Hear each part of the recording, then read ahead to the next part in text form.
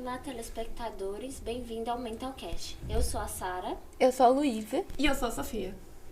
Hoje a gente veio trazer a pauta de depressão e ansiedade com alunos do colégio e como a escola pode ajudar e como os pais podem ajudar e como ambos afetam isso.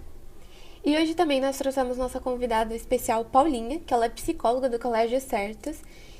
E a gente trouxe para ela discutir esses assuntos com a gente, já que ela é experiente profissional nesse assunto. Obrigada, Luísa. A nossa primeira pergunta seria o que seria a depressão na adolescência? Depressão é um transtorno de humor. Mas essa definição é a definição que fica ali nos livros, porque isso não explica nada pra gente, né? Mas é importante dizer disso porque às vezes a gente tem o hábito, e eu acho que o acesso a discutir questões de saúde mental hoje, como é muito amplo, né? Acontece na internet, acontece no TikTok, vocês estão o tempo todo falando sobre isso, aí rola um monte de desinformação. Aí a gente parece que a gente se sente munido para dizer que alguém é ou não é depressivo, né? Para dizer que meu amigo está com depressão, ou para dizer que eu mesma estou com depressão. Então é importante dizer que é um transtorno de humor que depende de um diagnóstico clínico, né? Precisa ir ao médico, precisa fazer uma avaliação, precisa, depois dessa avaliação, considerar toda a situação de vida, para então se dar um diagnóstico de depressão. Mas acontece na adolescência, e cada vez mais, né? A gente é um país bastante depressivo, a gente não está no top dos países mais depressivos do mundo, o que é uma vantagem para a gente, para os nossos jovens, para vocês. A gente já vai falar de ansiedade, que é um quadro contrário.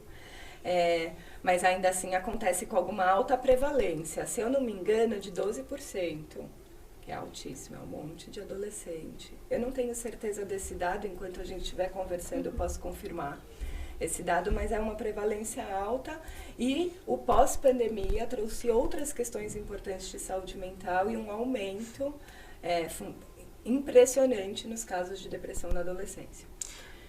Então, desculpa, pode falar. Fala, Sofia, não quero te interromper. Imagina. É que hoje é muito fácil, né, pra gente ver na internet, assim, entre aspas, o que é a depressão, o que as pessoas falam, porque a gente tá muito ligado na internet. E acaba até da gente se autodiagnosticar, até sem querer, às vezes. Muitas vezes você vê um vídeo e fala, meu Deus, acho que eu tenho depressão, acho que eu tenho isso, acho que eu tenho aquilo. É importante ficar atento a si próprio e olhar para as coisas e pensar, se criticar, será que eu tô passando por isso? De que maneira que eu tô passando por isso? É muito importante, mas o diagnóstico mesmo precisa ser um diagnóstico clínico.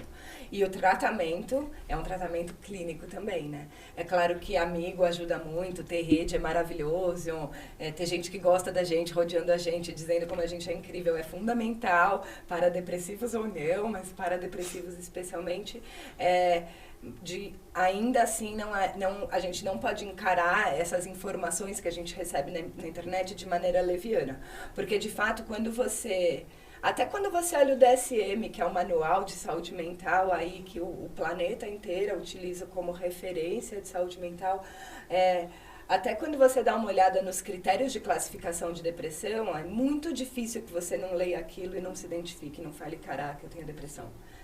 Da mesma maneira, se você lê os critérios de ansiedade, você fala, bicho, eu tenho ansiedade. Da mesma forma, se você lê critérios de avaliação de transtorno de aprendizagem, você fala, mano, eu tenho certeza que eu tenho dificuldade de aprendizagem.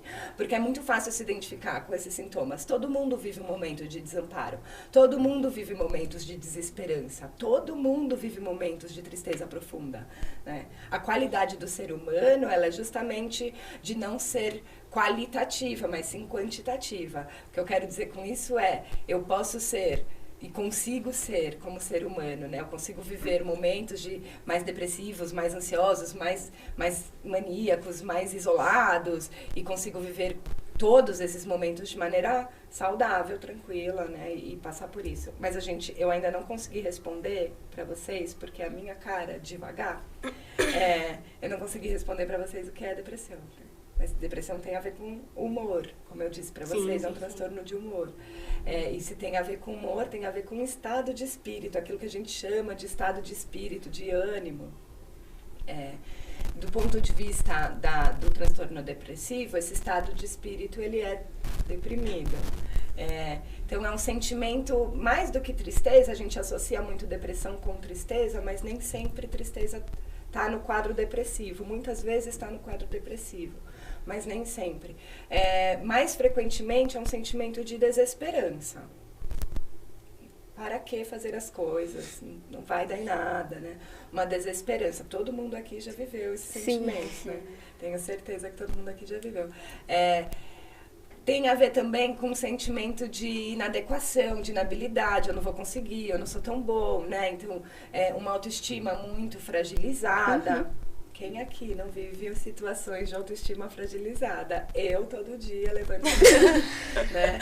Então, acho que quando a gente olha para esses aspectos individualizados que mostram pra gente uma pessoa deprimida, tem esses sintomas aqui, a gente super se identifica, O né? cansaço também seria um sintoma, Também né? seria um sintoma, não me sinto animado para nada, perdi o interesse nas coisas que antes eram interessantes e tal. Quando a gente olha isoladamente para esses sintomas, a gente se identifica. Quando a gente precisa de um diagnóstico e um critério clínico para esse diagnóstico, a gente vai olhar para cada um desses sintomas. Quanto tempo esses sintomas duram no tempo mesmo? Quanto tempo dura isso? 3 semanas, 5 semanas, 8 meses? Quanto tempo dura? Quantas vezes acontece e em quantos espaços sociais? Ainda faz uma avaliação de prejuízo social. Prejuízo você deixa de viver situações prazerosas ou coisas importantes socialmente por conta dessa situação. Então, você deixou de sair porque você não tomou banho, porque você estava na cama. Você deixou de ir trabalhar porque você não acordou. Então, esse tipo de avaliação também é colocada ali nesse critério para você ter um quadro geral dessa pessoa aí, para poder atestar essa pessoa é deprimida, esse adolescente está deprimido de fato, ou esse adolescente não está deprimido. É claro que situações de sentimentos depressivos na adolescência são super frequentes. Só uma pergunta, em questão dos prejuízos, eu sei que existem pessoas que elas não têm a capacidade de perceber que elas estão nessa situação, tanto que algumas até elas não aceitam, tipo, elas percebem, mas elas não aceitam. Mas tem algum sintoma, algum sinal que seja, tipo, o mais fácil pra você perceber que você tá entrando num estágio dele, tipo, mais claro? Difícil essa pergunta, porque cada pessoa vai desenvolver essa depressão de uma maneira, né? Sintomas mais frequentes são de isolamento. Isso é muito frequente, então fica ali trancado no quarto, não compartilha nada com ninguém, não compartilha nem problema, nem coisa boa. Uma mudança, às vezes, brusca de humor, então muita irritabilidade, ou então a pessoa tá triste o tempo inteiro, ou facilmente você tira a pessoa do sério, a pessoa grita, tá muito irritada, não tá a fim de lidar com essas questões. E um outro sintoma mais difícil de perceber, mas que quem tá próximo, pai, mãe, irmão, melhores amigos, quem tá próximo às vezes dá conta, percebe, é que a mudança na fala, né, no discurso e na narrativa, né? Vem uma narrativa, uma fala mais desesperançosa, uma fala mais desinteressada, esse é um sintoma mais especial. Mas para você se dar conta dele, você tem que estar bem próximo da pessoa. O que é muito difícil estar próximo de um adolescente, gente. Não sei qual de vocês aqui é muito amiga da mãe e do pai nessa hora da vida. Minha mãe conta tudo pra minha mãe. Compartilho tudo que eu penso e o que eu sinto com meu pai, né? É muito difícil. Às vezes acontece, né? Uma história ou outra especial. Mas, de maneira geral, na adolescência, é mais frequente vocês, o que é também natural, vocês saírem aí desse ninho da família, irem buscar rede, apoio em outros lugares, né? Vão buscando melhores amigos, vão buscar, às vezes é a família do namorado, às vezes, né, vai buscando outros lugares aí que vocês se sentem mais acolhidos e tal, e acaba aquela pessoa que te conhece tão bem, que poderia dizer disso sobre você, né? Acaba tendo afastada, tendo Você fica isolada. com uma insegurança de se abrir pra tal pessoa e acaba procurando outras, né? E acaba fazendo bobagem.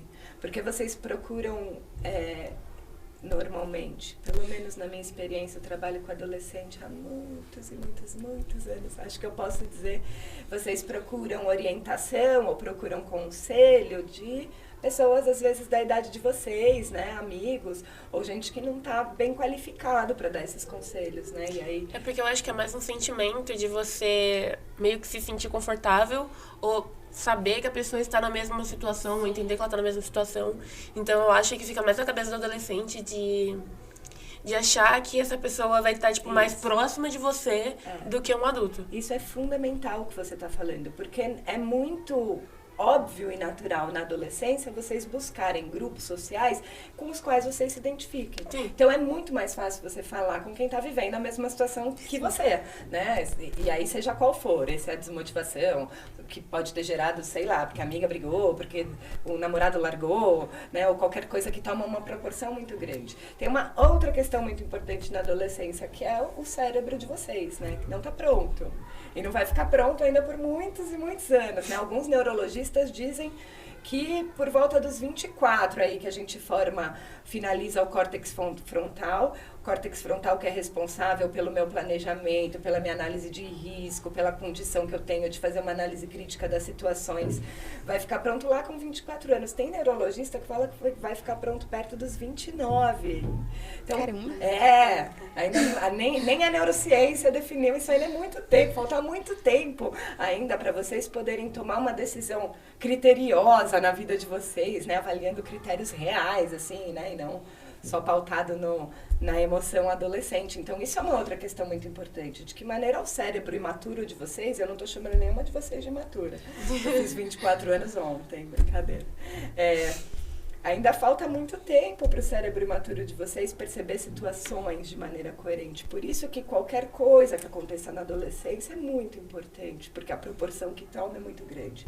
Então, quando vocês se sentem deprimidas, por exemplo, a depressão é gigantesca. Vocês estão muito deprimidas, afundadas no travesseiro, né?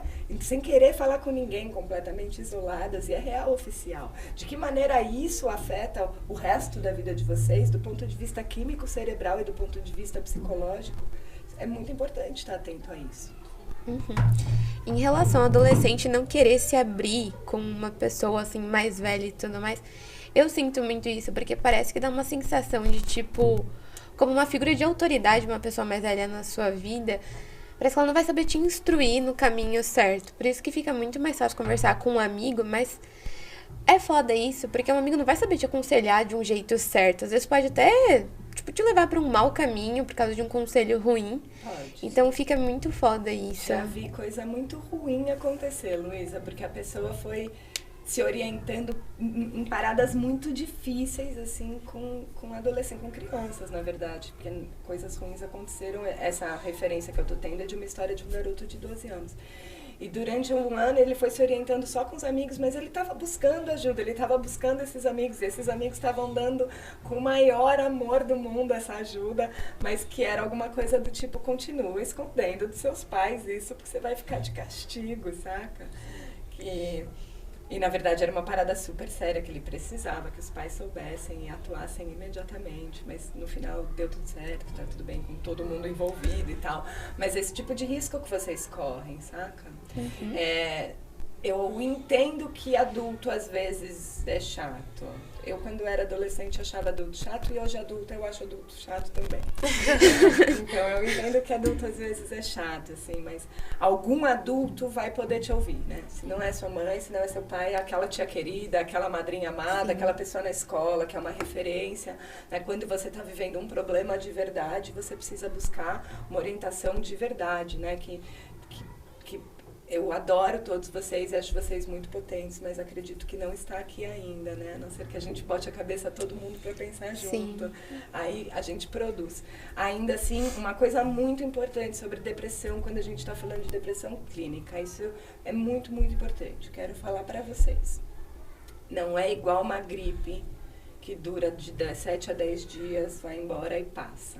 É um quadro psicológico grave, que precisa de tratamento, tem que ser cuidado. Não dá para levar levianamente essa falta de esperança e de vontade que perdura no tempo por muito tempo. Não dá para achar que é de boa, não é de boa.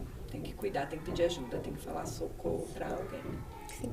Eu já vi muitos amigos meus que falaram que já frequentaram psicólogos, mas por não conseguirem se abrir com um psicólogo, falar as coisas, simplesmente pararam de pedir ajuda. E eu sinto que parar não é a melhor opção. Talvez procurar outros psicólogos, outros caminhos, sabe? Eu, ao longo do meu tempo na clínica, eu já encontrei diversas pessoas que dão match na hora. No dia que a pessoa sentar ali, já dá match, a gente se dá bem, é joia. Já várias pessoas que dão match nenhum e é tipo, melhor procurar alguém que dê, porque é muito importante. E diversas pessoas que ao longo do processo o match acaba. Deu certo até um tempo e depois não deu mais, né? E eu acho que isso não tem problema. E tem que ser meio que normalizado, né? Esse negócio de não dar certo Tem com que algum encontrar o psicólogo que vai rolar. E pra outra, porque às vezes a pessoa ela cria uma culpa de não tá conseguindo falar, de não tá conseguindo se abrir com o psicólogo. Ou acha que psicologia aqui não serve. Isso, eu também foi coloca a pior coisa pra mim, né? Não deu certo. Ela cria uma barreira, né? Sim. Tem que procurar. É igual quando você tá procurando aí, sei lá, um médico muito importante, um ginecologista, anos e anos. Você vai em um, você vai em outro, você vai em outro, até achar alguém que você fala, não, eu vou nesse agora pro resto da minha vida, esse que vai fazer o parto dos meus filhos, enfim. Né? Que você confia na pessoa. Sim. Você tem que dar, porque o processo da terapia também não é um processo nem rápido, nem fácil, né? É um processo super trabalhoso, super doloroso, difícil e que demora, né? Você precisa investir seu tempo aí. Então, vai encontrar alguém legal. Vale a pena investir nisso. E eu sei que para ambas as situações a gente precisa ter muita paciência. Porque às vezes você não tem paciência, você quer interromper no meio do caminho e pode acabar voltando àquela sensação que você tinha antes mesmo de começar. É isso. Não existe outro caminho para o tratamento para a depressão. As pessoas estão estudando ainda melhores tratamentos com terapia psicodélica. Isso está sendo amplamente estudado no mundo, mas ainda é muito pouco aplicado, ainda está em fase de pesquisa, é muito experimental. Existem tratamentos para depressão sendo estudados também na área da neurociência, com neuromodulação, microchoquinhos em lugares específicos para estimular áreas do cérebro. Já provou que a depressão é um transtorno que está nos neurotransmissores ali no cérebro, né? Então, por enquanto, o que a gente tem de melhor terapia para a depressão é medicamento mais psicoterapia. E aí, coisas boas na vida, né? E fazer amigos, e viver, viajar, ser feliz, é o melhor E se tratamento. permitir, né, também para essas coisas. Poder viver essas coisas, é isso. E uma coisa, como a escola poderia afetar numa depressão clínica de um aluno? Muito difícil essa pergunta. Eu vou pensar um pouco, Luísa, porque quando a pessoa está numa situação de uma depressão clínica, qualquer coisa na vida vai afetá-la. Da feira à escola. O que é qualquer coisa que é demanda no mundo, né? Você precisa entregar seu trabalho e é amanhã. Você tem que ir bem na prova. Ano que vem tem vestibular. Né? Qualquer coisa que é cobrança do mundo, relacionamento interpessoal, falar com o professor, ter que lidar com conflito com o colega. Tudo isso que gera demanda gera sentimento. Tudo que gera sentimento afeta o humor. Tudo que afeta o humor afeta o transtorno de humor. Então, eu acho que a melhor maneira de eu responder essa sua questão é dizendo como que a escola pode estar atenta aos adolescentes mais deprimidos para oferecer o melhor apoio possível para situações de eventuais crises.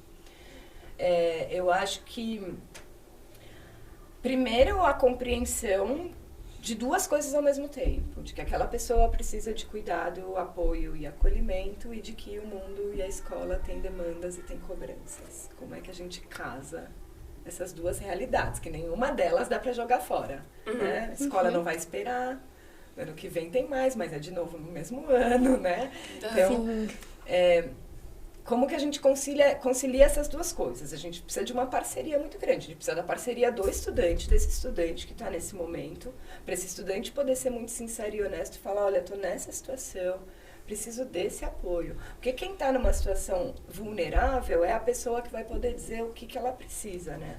Porque eu posso chegar lá com milhares de recursos e nenhum servir. Às vezes a pessoa precisa, olha, o que eu preciso é fazer a prova sozinho, numa sala isolada. Ok, posso oferecer isso, né? De boa. Às vezes o que a pessoa precisa preciso de mais tempo, não tô conseguindo me concentrar, tá impossível pra mim, eu começo a ler, eu já esqueci o que eu li. Preciso de mais tempo pra fazer a prova. Posso também, isso eu posso oferecer, né? Então, quando a pessoa estiver nesse relacionamento vincular de muita confiança, nesse vínculo, de que eu posso dar para ela o apoio que ela precisa para superar esse momento, ela vai poder me dizer o que ela precisa e eu vou poder avaliar se a escola pode ou não pode oferecer. Quase 100% das vezes a escola pode oferecer. Né? Muito dificilmente a gente vai dizer, não, isso é impossível. A não ser que a pessoa fale, olha, eu não vou fazer nada. Bom, nada não dá. Né? Porque a escola está aqui para, como eu disse, dar o apoio. Vão passar por isso junto. Juntão. Como é que a gente vai dar conta disso junto? Mas a gente tem que dar conta disso. Né? E aí, eu acho que, do ponto de vista do que a escola constrói para a sociedade, esse é o papel da escola, né? Considerando que a sociedade tem demandas, e várias, né? Lá no casamento, lá no trabalho, lá na igreja, nos lugares que você vai, você vive demandas e vai respondendo a isso o tempo inteiro, a escola oferecer todo o aporte que puder, né? E tá junto para momentos de crise que podem acontecer, é a escola dizer, olha, você pode viver sua crise, inclusive ali na sociedade não estando aqui, e conseguir produzir, conseguir ser feliz, e conseguir fazer as coisas, e a gente tá junto nesse processo. Tanto que nessa fase de desenvolvimento, né, da criança, do adolescente, dentro da escola, que a escola pode dar esse apoio, também é muito importante a comunicação da escola com os pais. Fundamental. Porque a gente passa, 90% do nosso tempo dentro das escolas, né? Então, não só às vezes, eu acho que não só às vezes o aluno querer, né, ir lá e falar, ser influenciada, ir lá e falar, né, com os responsáveis do colégio, mas sim a escola também deixar bem claro que isso pode acontecer. Porque às vezes, beleza, a escola vai te ouvir, a escola vai te ajudar, só que não tá claro. Eu não sei que ela pode me ouvir ou que ela pode me ajudar, sabe? De que jeito que a gente pode divulgar isso?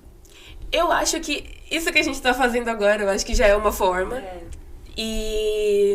Mas não só como... Não cartazes que eu digo, mas agora virtual, como a gente tá muito no virtual.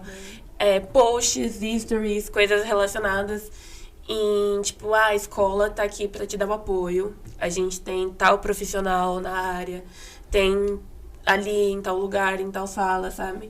Eu acho que deixar um pouquinho mais claro, porque até então eu não lembrava que tinha psicóloga na escola. Sofia, pode ser, você me conhece. Então, eu tava falando isso para as meninas hoje, daqui a muito tempo, mas eu não lembrava que você era psicóloga, sabe? E muitas das vezes eu já precisei de ter, um apoio, uma conversa um pouco mais... não pessoal, mas, sentimental. Tanto até em relação a escola e como que tá o meu andamento com os estudos da escola. Só que aí eu esqueci, sabe? Então acho que deixar um pouco mais claro seria bem interessante. Eu acho que o trabalho do psicólogo, na escola ou em qualquer lugar, e eu falo isso aqui, o trabalho do psicólogo é trabalhar para não precisar ter psicólogo. Sim. Esse tem que ser o trabalho. Do ponto de vista que, quando você tivesse sentido esse momento, preciso de alguém, eu não sabia que tinha um psicólogo na escola, você tinha que ter no seu coração a tranquilidade de saber que você poderia procurar absolutamente qualquer adulto dessa escola, da portaria ao financeiro, passando por todos os seus educadores. Porque essa é a segurança que a gente tem que dar, né? Esse é o lugar da escola. Podia ser a Ingrid, podia ser o Heron, podia ser o tio Alex da cantina, podia ser eu como psicóloga, né? Então, eu acho que não chegamos nesse ponto, Sofia, mas o que você está falando é muito importante, porque não precisa ter a psicóloga escolar. Sim. Né? Sim. Tinha que ter uma rede tão segura, tão tranquila e tão acessível, que no minuto que o adolescente falasse, caraca, tô perdido, ele olhasse para o lado e visse que qualquer uma daquelas pessoas poderia ser um apoio, sabe? É porque às vezes, desculpa, Imagina. Deixar mais realmente claro esse assunto dos adultos da escola poderem te ajudar. Porque às vezes parece uma coisa muito fechada a coordenação da escola, digamos assim. Uma coisa muito séria. Aí você passa assim pela sala, tá todo mundo assim muito sério, você fica não vou falar. Não vou atrapalhar. Tá todo mundo trabalhando, não vou lá. Então, deixar um ambiente assim mais. Ô, Lu, qual que é o nosso tranquilo. trabalho? Vocês têm razão, tá? Vocês chegam lá e a gente tá todo mundo sério, e trabalhando e atribulado, e às vezes com 1000 coisas acontecendo. Mas quando você pensa o que a gente faz, eu não tô te botando aqui numa berlinda. qual que é o nosso trabalho? Ou pelo menos qual que deveria ser? Mas tá? Qual que é o nosso trabalho? Trabalhar para quem? Para quem que a gente trabalha? Os alunos. Sim. Nada é mais importante. Nada. Absolutamente nada do que acontece nessa escola é mais importante do que o que acontece com vocês. E às vezes acontece com vocês de maneira que a gente pode observar, tá acontecendo, sei lá, vocês brigaram, ou então tem uma pessoa lanchando sozinha, né? A gente percebe essas coisas, consegue ver e atuar, ir lá falar, escuta, você está sozinha hoje e tal. Mas às vezes a gente não faz a menor ideia, porque está acontecendo no ambiente interno. Sim. Mas vai muito da pessoa também querer ir atrás, porque por mais que eu não lembrasse, às vezes eu tava precisando mesmo. E aí eu fui atrás de alguém, aí eu vou conversando com o professor, ou com a coordenadora mesmo do ensino médio, com a coordenadora fundamental. Vai conversando com as pessoas e eu fui, tipo, estabelecendo confianças com certas pessoas que eu me sinto mais confortável de conversar. Isso é muito importante. Entra a questão que a gente falou que pra gente, às vezes a gente não se sente confortável com um tal psicólogo que a gente encontrou, mas com aquele professor a gente sente uma confiança. E aí, se tiver um conhecimento, ela consegue ajudar a gente, né? E, gente, tudo que vocês falam com os professores, que é muito relevante, que tem a ver com questões muito importantes, assim, eles trazem pra gente. Eles falam, olha, tô preocupado com fulano, vamos olhar pra isso e tal, porque ele veio e me procurou. Então, é uma super rede, na verdade. Vocês têm aqui uma super rede que tá muito preocupada com vocês. E não pode ser de outro jeito, né? Se vocês conseguem estabelecer pequenas conexões e já se sentem muito sozinhas, imagina os adolescentes que não conseguem estabelecer conexões. Às vezes nem com amigos e às vezes nem com adultos. É muito duro, cara, pensar que rede que a gente pode oferecer pra esse cara. Né? Porque esse cara existe também. E aí? Nossa, teve algumas coisas que até a Paulinha falou que eu falei, meu Deus, tô me vendo ali na fala dela. Sim, mas isso até eu me vejo. Né? Mas a gente tem que olhar, porque a gente tem esse cara na sala de aula, né? Essa pessoa que tem dificuldade de estabelecer conexões com todo mundo. A gente tem essa pessoa ali que a gente conhece do projeto. Quanto a gente está olhando para essa rede dessa pessoa? Porque eu garanto que tudo que vocês estão sentindo de impossível, de difícil, de avassalador, a pessoa está sentindo igual, pior às vezes, sabe? Nossa, um outro medo que eu sinto vindo dos adolescentes é que às vezes eles não se abrem com o pessoal da escola, com medo desse pessoal levar pros pais, levar pra dentro da casa deles, sabe? Sim. Tipo, algo que eles queriam que fosse só íntimo, entre ele e um psicólogo, um coordenador, e o coordenador ir falar com mãe, com pai. Eu sei que isso é difícil, mas às vezes é impossível não acontecer. Desculpa por isso, em nome de todas as coordenações de todo esse Brasil, assim, porque é real oficial. Vocês procuram a gente num vínculo de muita confiança. E a gente segura a onda até o limite, assim, mas tem coisa que não dá pra gente resolver sozinha. Pai e mãe, lá no ECA tá descrito que pai e mãe, ou tutor legal, é responsável por todos os aspectos da vida de vocês. E às vezes tem coisas que passam por lugares muito complicados, tipo, vocês precisam de ajuda médica, saca? Às vezes vocês precisam de ajuda psicológica real, oficial, assim, pra ontem, não dá pra esperar, né? Vocês, é muito frequente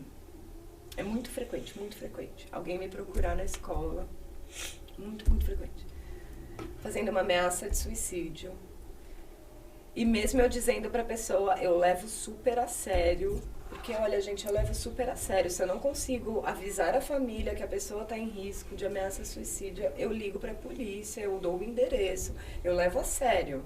Eu acho que eu preciso levar a sério. Se a pessoa está me procurando para dizer que quer se matar, eu estou levando super a sério. E aí o adolescente fala, pelo amor de Deus, não conta pra minha mãe e pro meu pai. Eu não vou dormir com essa informação no meu travesseiro. Porque se acontece alguma coisa com você essa noite, eu nunca mais vou ficar em paz na minha vida.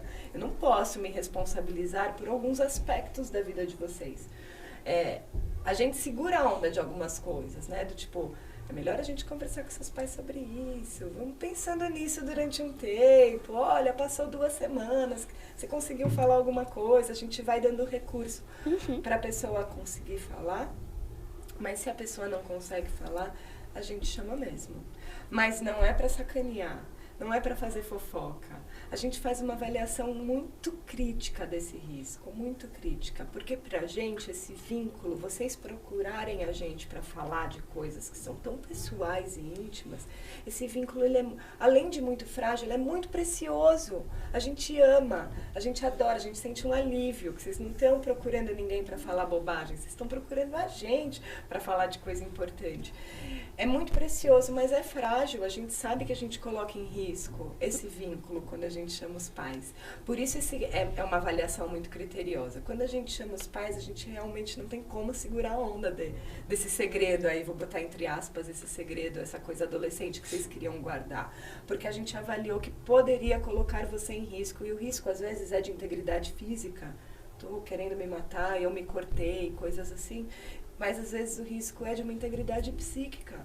Não sei que efeito que isso vai ter para o resto da sua vida, considerando que você é uma adolescente e a dificuldade que você está tendo de enfrentar isso. Por amor, a gente cuida disso. Mas já sim, tem razão, a gente conta. Pode falar. Não, e conectar já com os pais, da ajuda dos pais. Fala, Sophie. Já puxando, já conectando, tem essa intervenção, né, quando a coisa tá feia. Sim. E qual que é a relação que os pais podem ajudar? Tipo, quando os pais, tipo, preciso dar apoio pro meu filho, eu preciso levar ele pra uma coisa mais séria, né? Como que eles podem ajudar nessa questão? É muito solitário ser pai e mãe de adolescente. A gente assiste crescer de longe, porque vocês fazem o possível e o impossível pra gente não se aproximar. Então é solitário. Muitas vezes a gente vai conversar com os pais sobre isso e aí os pais acabam contando pra gente que em casa vocês estão isolados mesmo, não sai do quarto, não tá comendo, não quer comer com a família, né? Esses sinais que os pais percebem em casa de que alguma coisa não tá indo bem. Mas é muito frequente, muito, muito frequente também os pais falarem: esta pessoa que você está descrevendo não é meu filho. O que ele é em casa é completamente diferente disso aí que você está me contando. Uhum. Não me surpreende isso. É como se a pessoa construísse uma barreira, né, na frente. Ou vestisse máscara, seja aqui ou em casa, né? Ou seja em outros lugares, ou seja com os amigos, assim. Então é muito difícil mesmo. Avaliação é difícil. Avaliar depressão na adolescência é difícil para os profissionais, imagina para os pais. De qualquer maneira, oferecer apoio é a primeira coisa que todo mundo quer fazer, né? Não brigar por isso, exigir um comportamento específico do filho, do tipo, você vai ser assim, já chega de ficar aí deitado, já chega de ficar chorando. Tem muita pouca eficácia, né? Uhum. Às vezes o filho até levanta e dá um ânimo, mas muito pouco, muito frequentemente não.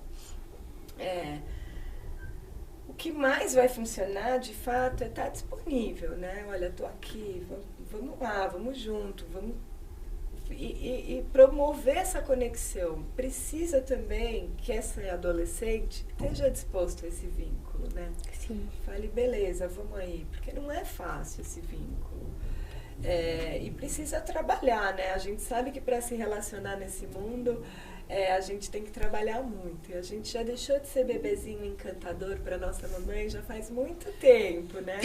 Então, para dar conta desse vínculo, também tem que trabalhar muito, né? Tem que fazer valer, né? É um esforço. Então, é um esforço das duas partes. É um esforço do adolescente em estar ali, estar presente, estar junto, compartilhar, ser transparente, ser honesto. E também é um esforço dos pais em aceitar essa nova personalidade. Os pais falam muito isso, né?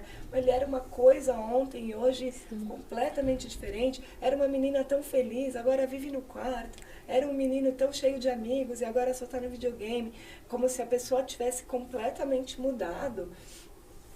Quando de fato, na verdade, a criança deixa de ser só uma expressão do desejo dos pais na adolescência e passa a ser uma expressão do desejo de si próprio. Agora eu quero botar um piercing, deixar minha cabeleira loira desse jeito, né? Eu quero fazer uma tatuagem, eu quero falar diferente com os meus amigos, palavras que nem em casa eu posso falar de jeito nenhum, né? Então, É importante também que a família permita que esse adolescente exista da maneira como ele é, né? E possa ser acolhido nas dificuldades que ele apresenta. Tem muitos pais que tratam como um tabu ainda deixar o filho ao psicólogo e ao psiquiatra, alguma coisa assim.